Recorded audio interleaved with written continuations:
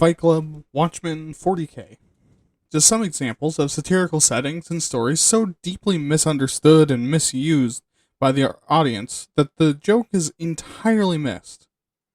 Across time and space, humans have been writing stories to warn and mock each other. From Jonathan Swift's A Modest Proposal, about half of George Orwell's work, to Don Quixote, to more modern stories like Fahrenheit 451, 1984, and South Park. All of these things and so much more have been understood, misinterpreted, played to new generations over and over again. And yet, what's the point? Why does satire exist? And why is it so frustrating and downright harmful when people misrepresent it? On this episode of Why Are You Talking About This? Nerd.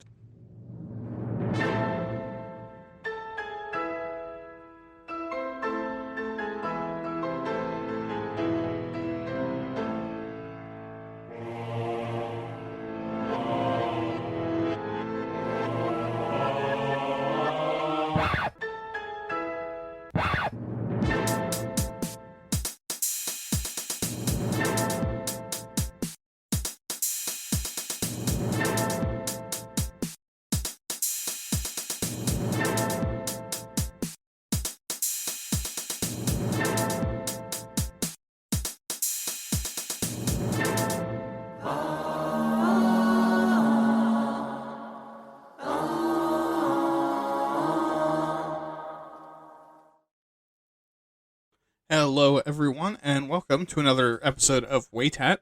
I'm your host, William, and today I will be your guide through the sexy and satirical world of calling your enemies a bitch in a way that makes everyone else think that you're smart. Shut up, phone. But before we get into that, I just want to thank you so much for listening. It means the world to have my show rocketing through your brain like an arrow that I'm going to ironically shoot at you if you say that you're meant to take Fight Club seriously one more time. I mean it. Fight Club isn't supposed to be taken seriously. You're supposed to find the people in the movie pitiful and pathetic. But anyways, I want to thank everyone for the support. It means a whole lot to me, and while the audience is small, it's about what you do with it. Okay, size does play a part, but not as much as you think. It's really about technique. Never mind.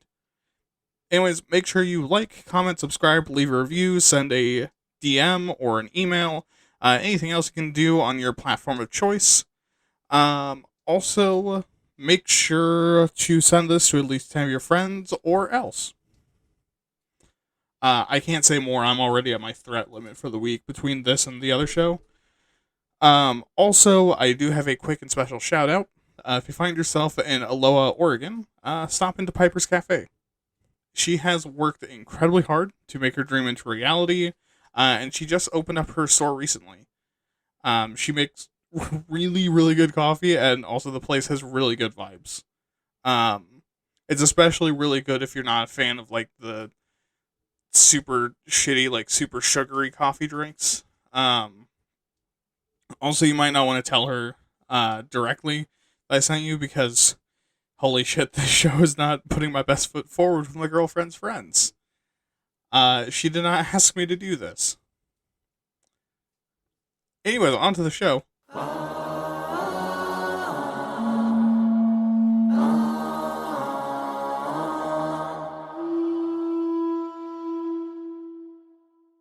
Alrighty. So let's get into the episode. And this is one that started out as being about just satire, but quickly expanded out into burlesque and also parody. So let's get down to the grundle and define these terms. So first is satire. This is the use of humor, irony, exaggeration, or ridicule, usually all of those in some combination, to expose or criticize other people's stupidity, vices, follies, abuse, and shortcomings, especially in regards to topical issues. Satire is meant to expose and shame people and organizations, usually who deserve it, and usually is meant to spur social change or just as a critique in general. And just to define irony real quick, because everyone gets it fucking wrong and just assumes that being ironic means saying something shitty and then getting defensive and people call you an asshole. Irony is a brand of humor or a literary device where the significance of a character's words or actions are clear to the audience, but not them. Or expressing your meaning through language that usually means the opposite. While sarcasm, also deeply misunderstood, is using irony to mock people or to express your contempt and hatred. So, if you're someone who says that you're a sarcastic asshole and then also calls yourself a nice person, you're lying in one of those two regards, and I'm going to say that's probably you being a nice person. Now, within satire, we do also have a few types of satire given to us by... No, not the Greeks. Idiot. The Romans. I guess in that case, you might as well be right. Anyways, the three kinds of satire are Horatian, Juvenalian, and Menippean. Horatian satire is lighthearted and funny, and it lightly prods at serious topics in a kind of joking way. It's not really that harsh of an accusation and is more of like a clever mockery, with the goal being to help heal issues by making people realize that they don't have to be so serious and can actually address things with a cool head because they realize how silly it is. This is kind of what stuff like late night TV and SNL are trying to do. Juvenalian satire is the serious, bitter, and dark. It's not meant to be funny, but is instead to hold the powerful accountable and expose immoral behaviors and hypocritical acts. It's full of hatred, anger, harshness, and abrasiveness. This is for things that aren't something to calm down about, but to call out as being evil and to never give up calling it evil. Basically, if you make this, you need to give savage ridicule, be angry, and usually be incredibly pessimistic about whatever it is you're talking about. This is also commonly used to jeopardize and undermine the power base of your enemy and undermine their reputation as well by introducing doubt and negativity, making them look stupid and evil, and also making being one of their supporters hard. Because a lot of times, stupid shit really takes off because being a supporter of it isn't very difficult and it feels nice. You do this kind of satire when you want them to feel like a terrible piece of shit and socially pressure them out of doing it. And things within this would be like 1984, Fahrenheit 451, or Dante's Inferno. And Menippean satire is a free-flowing and non-linear narrative, jumping between skits and narrative fragments. While it doesn't really address individuals, it does go after particular behaviors and attitudes. To be considered Menippean, you have to have the following, and oh boy, here we go. You have to be very comedic, very free and loose plot, with very little realism or orthodox. Basically just meaning you don't have a lot of rules. Heavy use of fantastic elements, combined with very base and vulgar natural things, like piss, cum, and pus. Questions are more about the ultimates of things rather than granular things, like what's the ultimate truth. Sharp contrasts. World building, often in three planes. Experimental points of view. Breaches in conventional behavior. Widespread use of multiple genres and forms of narration. You have to be sharply satirical, and usually it has a lot of utopias and dystopias. And yes, when 40K is a satire, it's Menippean satire. Parody, something that satire is usually confused with, is a deliberate exaggeration and imitation of a style of a specific writer, genre, or art form for usually a comedic effect. And compared to satire, which usually has some fangs, parody is generally a bit more lighthearted and playful. Parody isn't usually meant to insult or make a social critique, as instead meant to express love or fandom of the genre or work. We don't really have different types of parody like there is for satire, though, but because it's specific to the work that's based off of, there are general categories of parody, but then we'd be kind of getting into like subgenres instead of schools of thought. But burlesque is similar to both parody and satire, but is meant primarily as a form of comedy to cause laughter by characterizing the spirit and mannerisms of serious works, but isn't necessarily meant to be insulting. Sometimes it can be, but not always. Also, as far as the love attack spectrum goes, it's more loving than satire and more attacking than parody. Burlesque is also commonly used for some light social or artistic critique, with a serving of entertainment on the side. And a lot of Shakespeare's plays are kind of burlesques. Sometimes they're not, sometimes they are, sometimes they have burlesque elements in them, but they usually fall somewhere between burlesque and satire for the comedies. And burlesque has two forms, being high and low burlesque. High burlesque is the artsy-fartsy fancy kind of burlesque, where they don't even show you a nipple. Here, it's mimicking epic poems and is full of both overblown parody and mock heroes, but is pretending to take itself seriously. High burlesque tends to be a bit more dramatic and highly sophisticated, while still having some crassness or rudeness, like Don Quixote, which is kind of for burlesque, kind of long. But there's also like burlesque, like Ben-Hur shows that are kind of sometimes they're on the longer side. Usually they like cut down a lot of the stuff in Ben-Hur. Also, when I was doing the research, I found the reason why that comes to mind is because while I was doing my research, I found a like 1920s poster for a Ben-Hur show called Bend-Hur. Anyways, that kind of fits into low burlesque, which is lowbrow mockery, where the average person couldn't mistake what you're doing as playing it straight. This is usually filled with lowbrow, mocking humor, and is meant to demean and clown on a particular work or group of people. They're usually also pretty lewd and sexual, even at times being full-on sexually explicit, like Chaucer's The Miller's Tale. This is also the kind of burlesque people think of, at least stateside, and is usually also used a lot by the queer community in drag shows, to express some of the anxiety around people wanting you dead for just existing. In a government that kind of protects them for doing hate crimes. Okay, so now that we have all that defined, we need to ask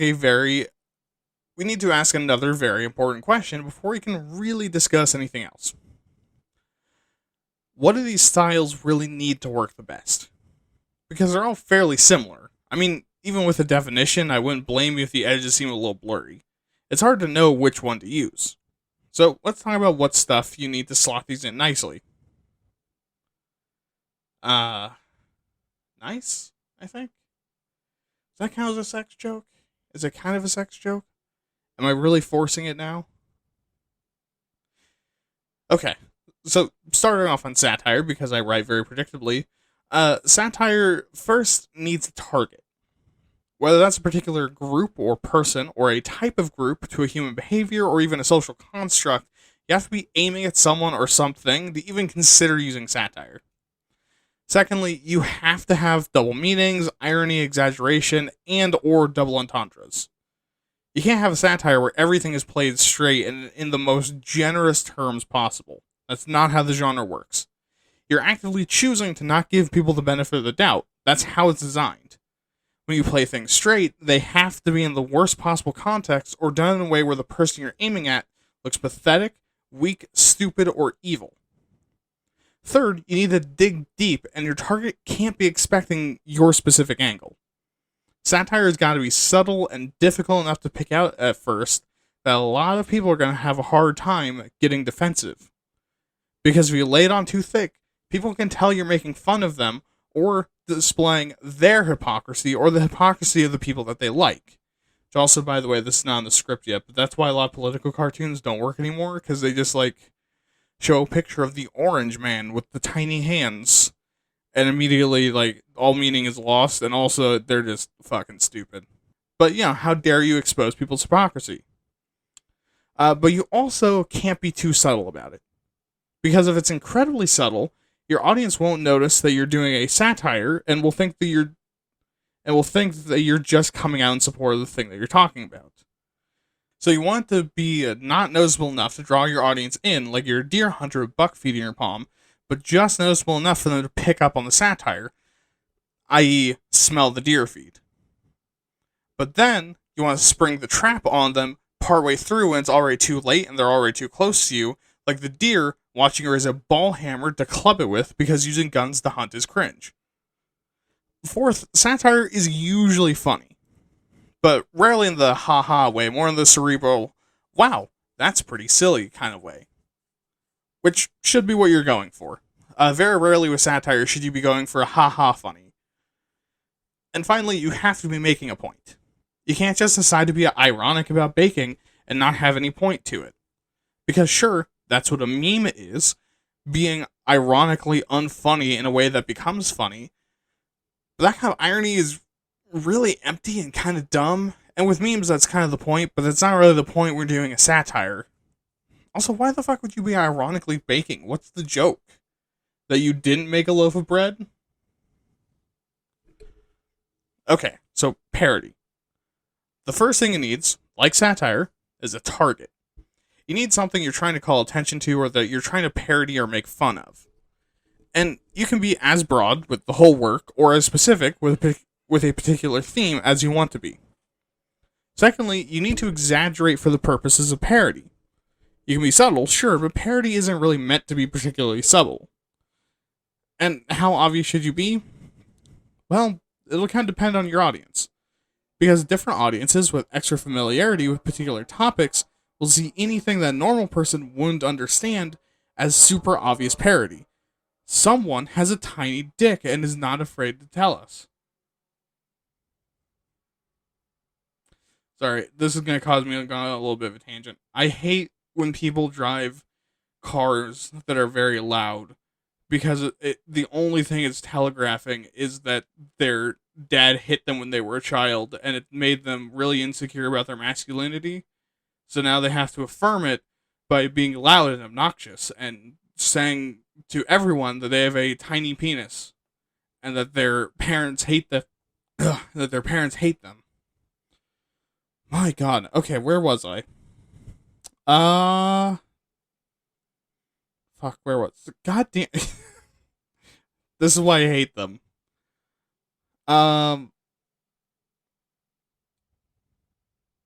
Okay, and you can be as broad with the whole work or as specific with a particular theme as you want to be. Nope. And how obvious should you be? Well, it'll depend on your audience. Because different audiences with extra familiarity with particular topics will see something that a normal person wouldn't understand as super obvious parody. We're right back where we were. Okay, good. Like, for example, if you're making a Shakespeare parody...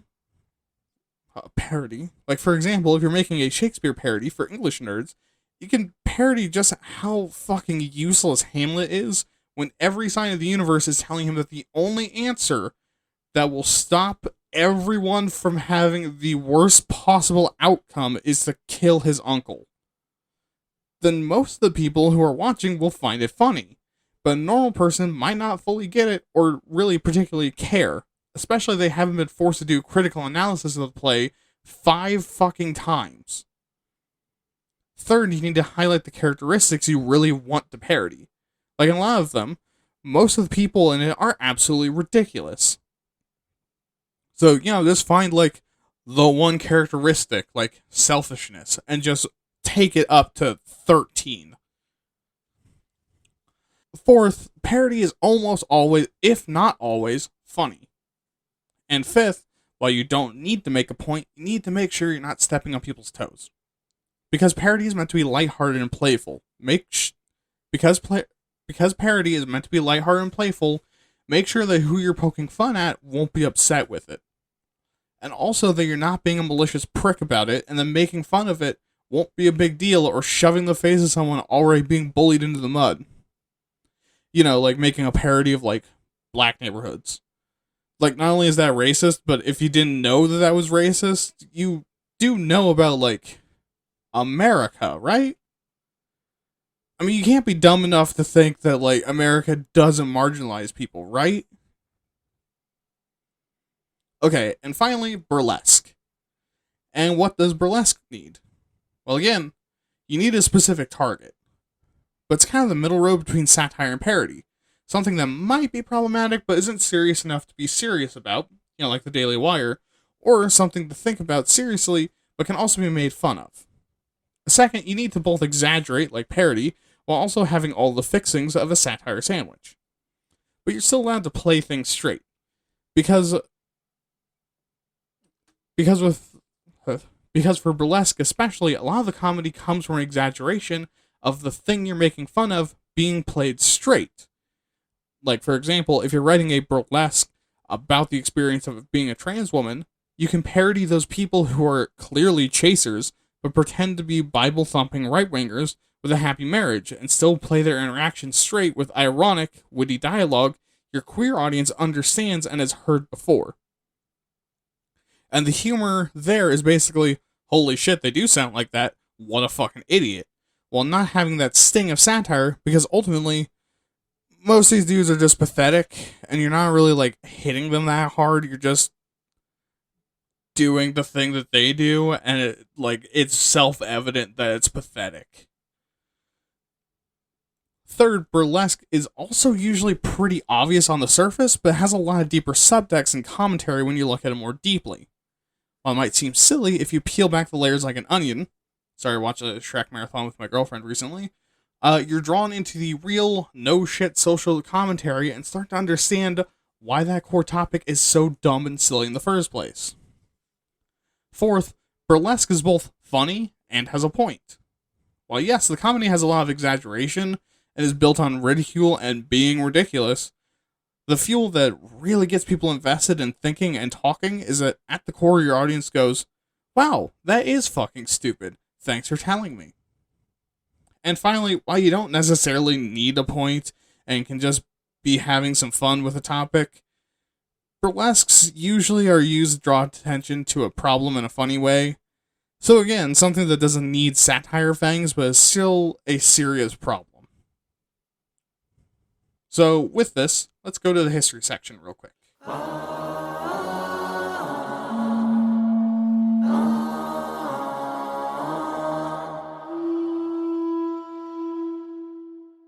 So we start off today in, no shit, ancient Egypt.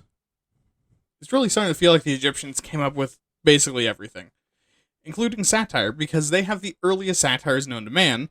Most commonly seen is the satire of the trades, being an exercise used to learn how to write good, that basically went through all the jobs you could possibly do and why they're more shit than the long hours of studying and carpal tunnel inducing work needed to be a scribe.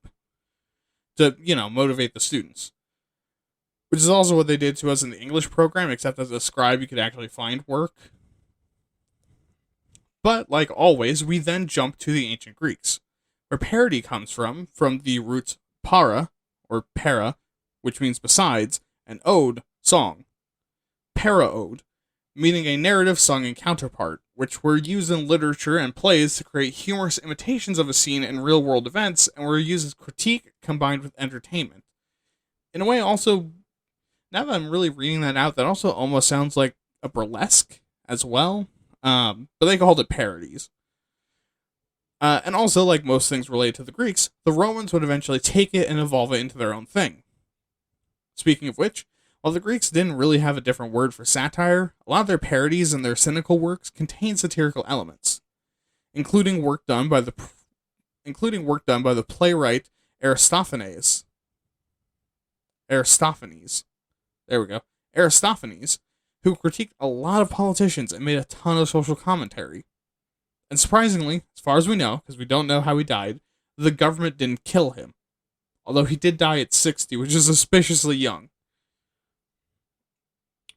But this is also where Menippean satire, named after Menippius, comes from. And while we don't really know anything about him and all of his works have been lost, Roman scholars put him on the same level as Diogenes as far as cynics go. So, really important.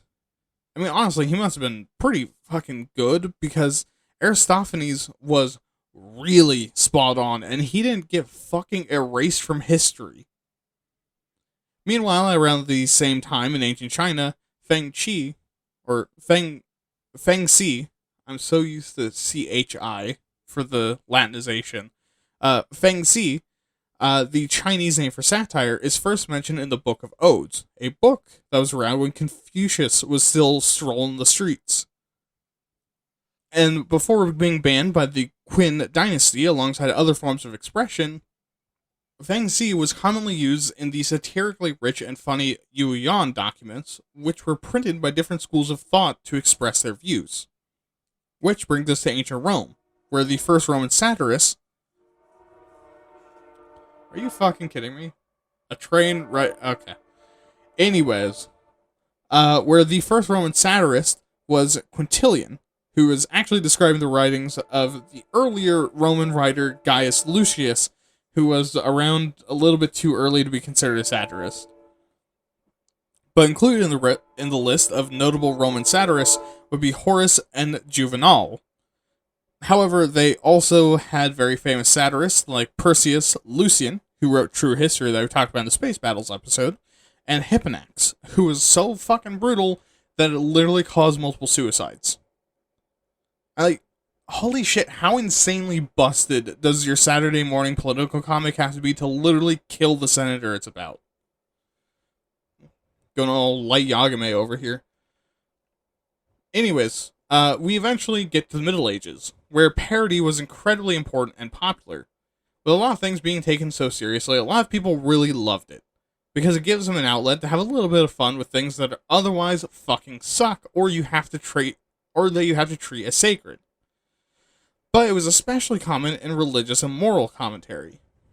Equally beloved and well used is satire, while within the early Middle Ages, many bards and gulliards, being young clergymen in the 12th and 13th centuries, writing, sharing, and telling satirical stories and poems.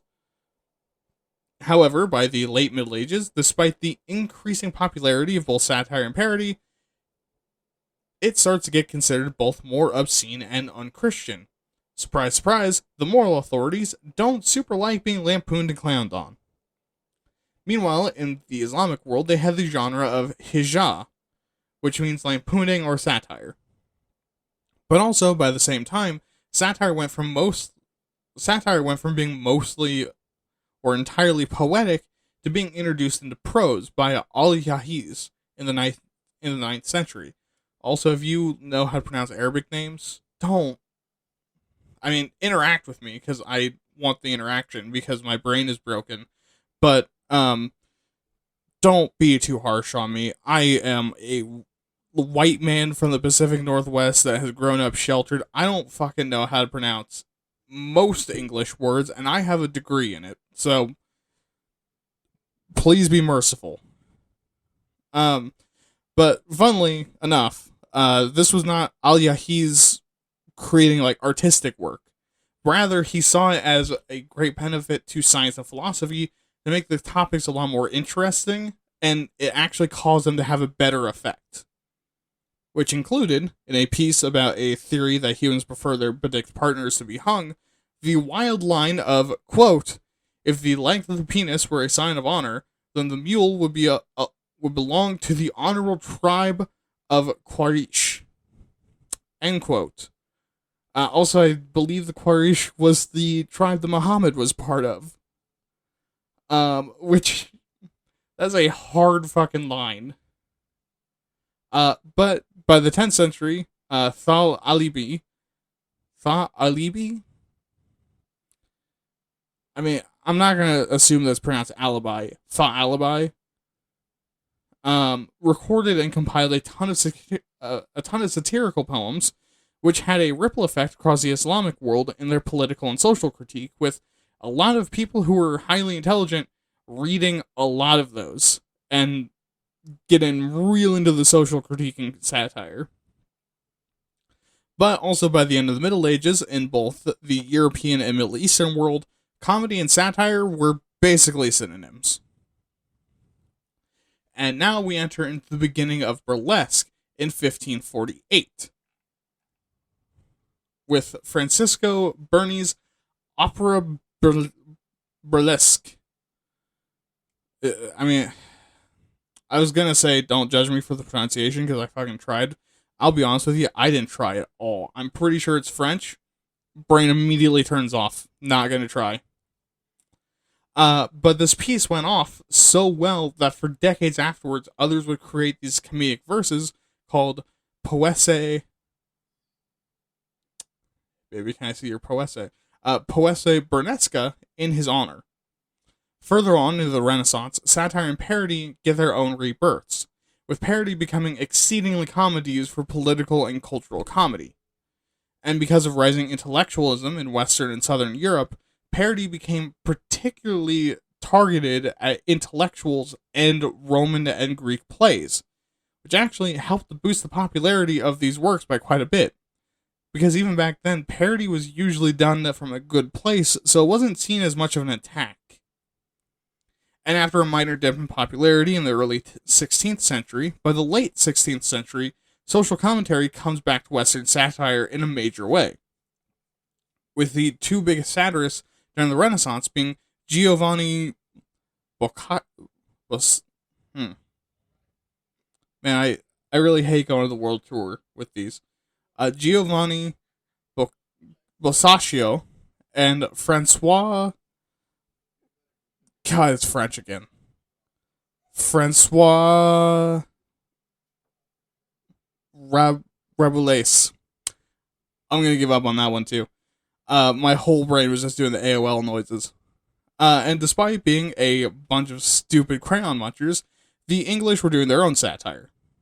Mind, incredibly unsubtle satire that was mostly outright abuse and sometimes extremely racist, but hey, it's all that their tiny little pea brains could figure out, so it's okay. And at the end of the 16th century, a combination of a new wave of satire and a general disillusionment with Queen Elizabeth, no, not that one, you fucking Brit, to create a ton of English satire.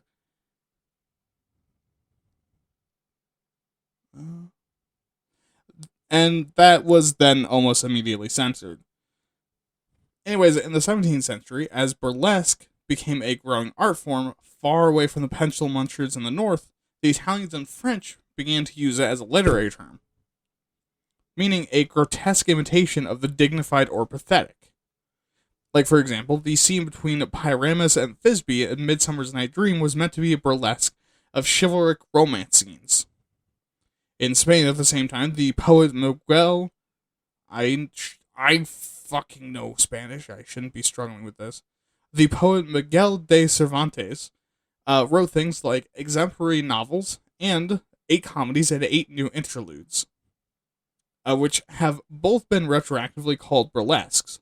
Sorry, I struggled with the Spanish because I had just read a bunch of, like, ancient Greek, Arabic, Chinese, and then French and fucking Italian. And then they just threw Spanish. I threw Spanish in at the end for myself, like, oh yeah, I'll get this.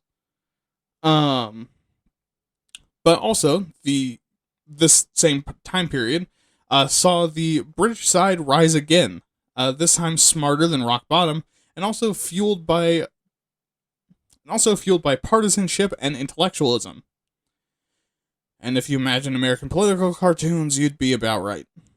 I looked at a few and literally thought, like, wait, this was supposed to be funny? I mean, I knew what they were talking about, but a lot of it was just the same cringe as political cartoons in the modern day. Anyways, the 18th century brings a separation of burlesque into high and low, as well as using it to describe music, where the serious and silly elements have been combined together with the intention of being grotesque. And I think they mean grotesque as in, like, disturbing, not like gross, not like gag-inducing. As the final thing for this time period was the 1714 founding of the Scriblerus Club. Fuck. I can't wait to be done with the timeline so I can stop trying to fucking pronounce names. But this was an informal collection of British authors and included a great number of notable satirists, including Jonathan Swift, Alexander Pope, Daniel Defoe, and William Hogarth. Which, of course, I can pronounce the British names, but just go with me on this. But from all of that, we go on to the 1800s. In 1830, Victorian burlesque is created, sometimes referred to as travesties or extravaganzas. And these were plays that mocked theatrical and musical conventions and were usually pretty risque. And until the 1890s, this stayed pretty popular in Europe. Also during this period, the first satirical magazines, and what we'd call pulps today, were being published, like Punch in 1841 and Fun in 1861. While American satirists became more and more well-known, like Mark Twain and Ambrose Bierce. Read The Devil's Dictionary, it's a great read. and even Edgar Allan Poe getting in on it. And while Victorian burlesque eventually faded in Europe, it became incredibly popular in the 1840s in America after a show came to New York. And in Germany, burlesque music became incredibly popular, remaining from around the mid 1800s until the 1920s. In the earliest 20th century, though, the US obsession with burlesque spiraled into becoming two national circuits that competed directly with vaudeville. It carved out its niche by including more and more stripteases and also the soubrette character archetype. Being an attractive female character whose whole thing is being flirty until it eventually turned into her being a whole ass stripper. Fuck yeah, America. Makes me proud to be an American. Also, during the early 20th century, satire's popularity and importance also skyrocketed, with it being very important in both politics and political movements, as well as playing a major role in a number of revolutions, fighting fascists, moving nations to fight the Nazis, and also being very popular in the USSR. But also during the 1930s, burlesque began to die off with the Prohibition until the 70s, when they reemerged as shabby, dirty, and vulgar forms of entertainment. In the 50s in the US, satire is brought into stand-up comedy, making it really what it is today by the likes of Lenny Bruce and Mort Sahl. And for their influence, they were labeled as sick and called taboo. Cool. Great job, guys. Really protecting the kids. In the 60s, the satirical magazine, The Realist, begins being published, becoming important to the counterculture movement. In the 60s as well, there's a renaissance of UK satire, this time being actually funny and mean instead of just mean.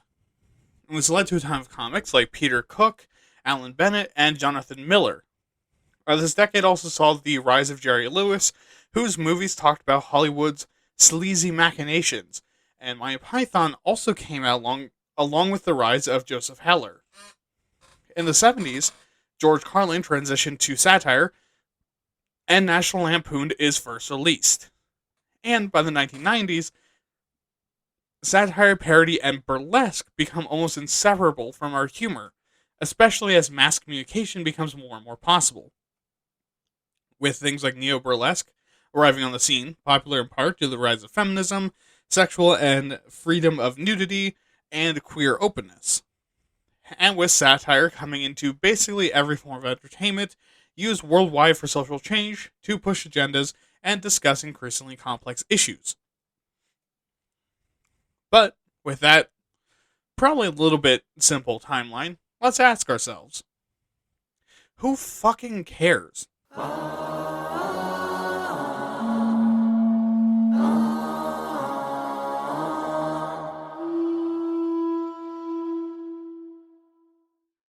You should. You should care hard. Because these forms of comedy and critique are healthy. Satire, irony, and making fun of society as a critique or for fun, and exaggerating ridiculous elements of our culture is a great form of societal reflection and study.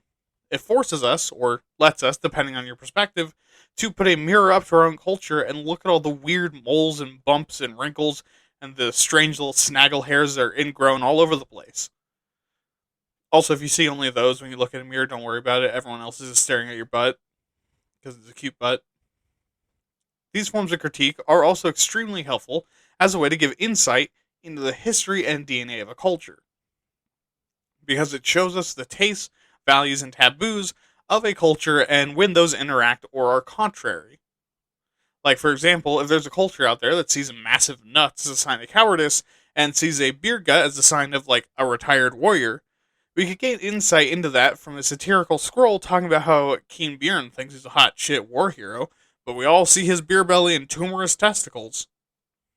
And we might not even know much else about this culture, but we know that King Bjorn is a bitch, and big nuts means big pussy.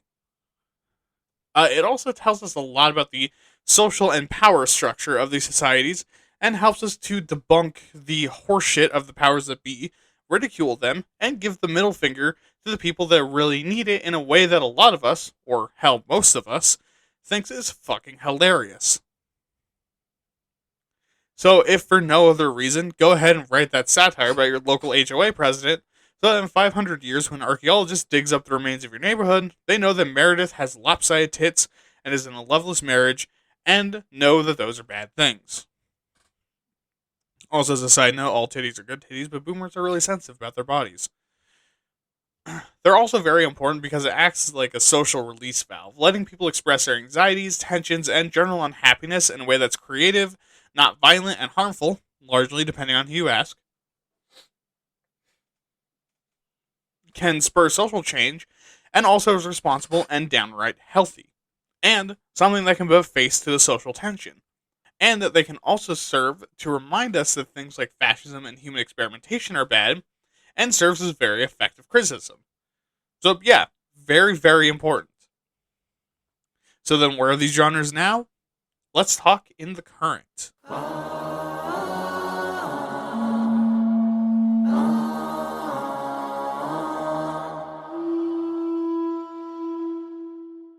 In the modern day, a lot of the issues facing satire, parody, and burlesque are largely the same as they've always faced.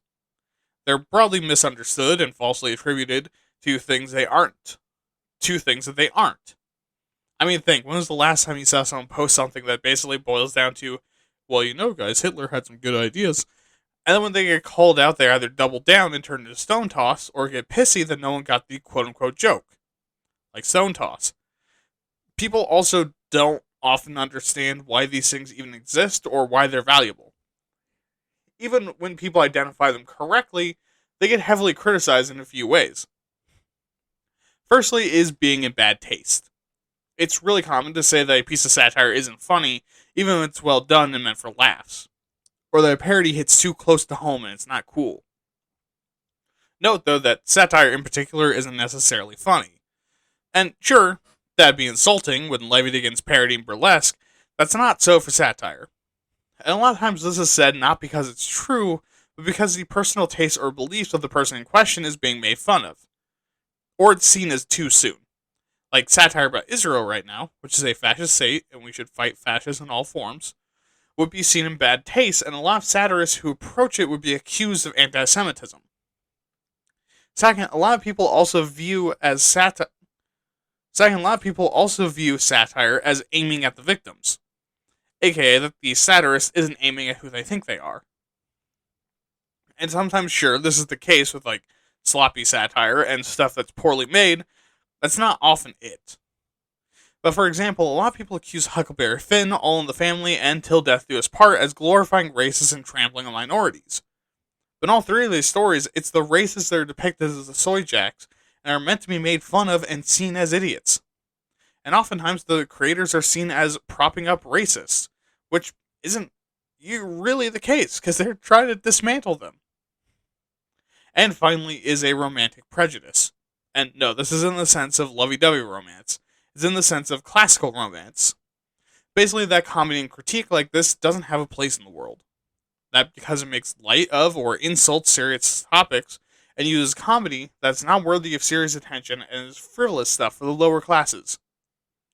You know, like Shakespeare and Chaucer and Dickens and Orwell and Poe. You know, just the lowest of the lowbrow that should never even be studied. Yeah, they're just mad that they're not funny. This is just dumb.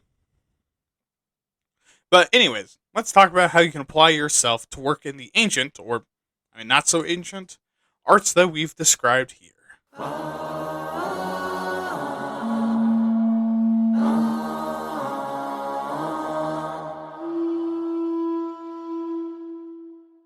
Alright, so we're going to start this off with when you should be writing one of these options. Because again, it can be kind of confusing because they all fill a similar space, but not the same space. Satire is best used when you feel particularly strong about something, especially if it's something grossly mishandled that needs to be talked about, and that you're not afraid to bust the fangs out on. Note that since it's usually comedy, it works best for topics that are too often talked about in serious, sacred tones and have lost the impact. Or the topics that are too hot and dangerous to touch without a bit of the shield the comedy can give you. Like satirically talking about how the CIA absolutely for sure killed MLK and JFK. However, don't use satire when there's a high risk that you'll be taken seriously, or you don't know how to do it without someone taking you seriously. Even well-made satires like Fight Club and American Psycho have become the holy grails for how men are supposed to act for the manosphere because they've entirely missed the goddamn point. Also, they'll also be like super homophobic and then realize that like, oh, Fight Club was written by a gay man. I think American Psycho might have been too. Maybe, I'm not sure. Um, the satire also isn't the right choice if you don't want to come after someone with the fangs out, or it's someone who's vulnerable or in a marginalized community. Because that's not satire, it's bullying. Punch up or across, not down. Parody, meanwhile, is best used when you want to tongue-in-cheek criticize something while softening the blow a bit with comedy and showing that you're in the fan base. But not really a problem you're calling attention to. It's instead best to use parody when you're calling something out as silly or ridiculous. It also shouldn't be used rudely or on things that can't be changed or easily changed. And if possible, it shouldn't be aimed at particular people unless you're punching really far up. Like, for example, it's okay to parody rap music and the silliness of having to go in the courtroom as a famous rapper and say, oh yeah, that's all artistic. Totally made up that stuff about shooting people and selling drugs. Or if you wanted to, like, if you're just like a nobody writer and want to parody like Snoop Dogg, that's totally fine. But it's not okay ever to parody a racial group or like queer people or something. It's okay to parody the education system, not your teacher. Or the green health movement, but not someone that has special health requirements that fits into the green health movement. Like someone with a gluten intolerance. A real one. While burlesque is best used when a problem is both serious and ridiculous, or untruthful or hypocritical. Basically take a serious topic people are usually really, really serious about, and take a moment to say, guys, this is fucking stupid. Like everything Matt Walsh says. If you literally take like half the scripts and pretend it's about fascists, you can basically re-record it bar for bar with a face glammed up and a bag dragon in the background, and you'd be doing exactly that.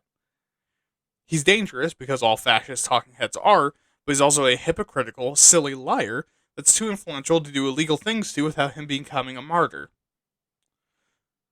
So instead, make him look stupid and turn him into a joke. Use burlesque to mock and make fun of something in a way that's interesting and draws audience attention to both the seriousness and stupidness of the topic. Which, hey, my show's a burlesque. I'm not sure if you could tell from all the crass jokes, but yeah, I think my show's burlesque. Also, note, you can mix and match these. In fact, some settings, like 40K, constantly do this. These are all similar tools in your toolbox with slightly different uses that can largely be used for the same projects, and you can go ahead and store them all together. Like a wrench set or drill bits. It's not recommended to use the same drill bit for everything, but you technically could. But, okay. Let's go over to the actual advice. So here's the 4 steps for satire, for good satire. First, get your premise together. Find something clear and precise you want to satirize. Now, this isn't your point, it's the thing you've decided to set your sights on. Find what's wrong with what you want to talk about and set your sights on it and start brainstorming on what parts of it you're heightening. Second, establish your perspective. Pick from which POV you're going to have your narrator in, and then exaggerate that perspective past the point of being reasonable. Or exaggerate the rest of the world past the point of being reasonable. I think like Idiocracy did that. I think technically they'd be more of like a parody. No, they'd be a satire. I think Idiocracy would be a satire. But like something like Idiocracy is the opposite of that, where the narrator's the only sane person. Third, find some unusual and extreme specifics. This is where the idea that satire comes from a place of love comes from, which isn't necessarily the case. But what this means is that you need to find specifics about the thing you're discussing that are a little bit of a surprise to your audience. Because if your satire is fascism bad, then it doesn't really bite because it's something a 4th grader or someone who's not a fucking idiot should be able to tell you. But by having very unusual or highly specific things paired with your very strong and exaggerated POV, and clear premise, you've just successfully created strong satire. And finally, get feedback. Writing this stuff is tricky and not really all that easy, even for the experts. Nor should it be.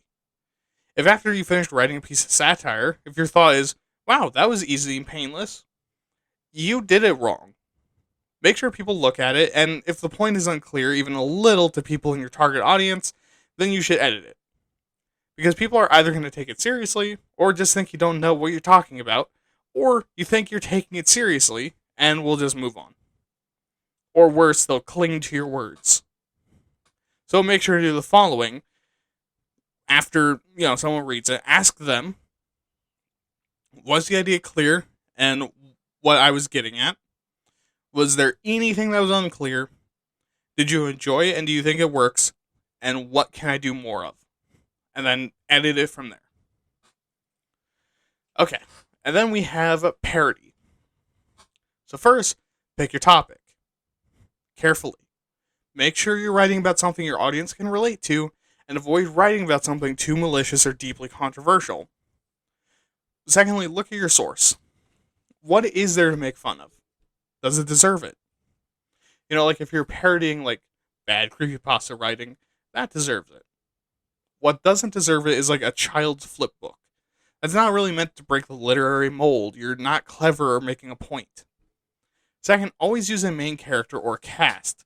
It's a lot easier to navigate through a weird parody world when you have people to identify with and cling to. And finally, write down a lot.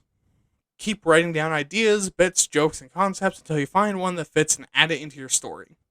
You can keep the others for later. And then finally, for burlesque, while there isn't an exact methodology that works best because it's largely based on like wit and mockery rather than being highly specific, so the best thing to do is to combine the features above while keeping in mind the following. First, make a statement, either serious or comical, using consistently funny and entertaining scenes. In burlesque, very rarely is every scene dramatic. Especially full of a lot of wit, use like witty humor and banter. Secondly, burlesque often relies on the audience having knowledge of the subject beforehand. Assume that they know the context and themes and make it very clear that you're engaging with the subject and then actually do it. And finally, remember the 3 no's. Know your audience, know your source material, know your purpose. And your porpoise. Okay, let's go and do a quick soapbox.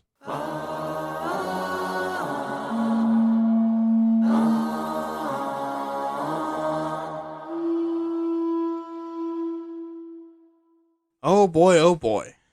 So how do I feel? I'm honestly kind of vindicated. I know that might sound like a weird response, but this episode was created literally because of the proliferation of douchebags. I think that the difference between a joke and a serious statement is how much people agree with them. And how often these people will throw satire under the bus. And before this episode, I didn't feel like I had anything but vibes to express how harmful that is or why it matters at all. But as we learned, that's not satire. That's being a cunt. Satire is an art form of social critique and forcing us to confront thoughts we don't like having. Not a cheap joke we can JK to be forgiven on Twitter for having a take that's more than obscene. I'm also really glad I opened up my brain a bit on this episode and let myself do research on burlesque and parody. Because I always thought parody was like a dumb guy satire and burlesque was like an almost stripper routine that the queers and our allies have adopted to give conservatives the middle finger. But now that I've done the research, I can say that's changed. I have a lot more nuance on these terms and actually understand them. That, and I have a few new tools for my writing toolbox to use, which, if nothing else, is pretty cool. So, on to the end.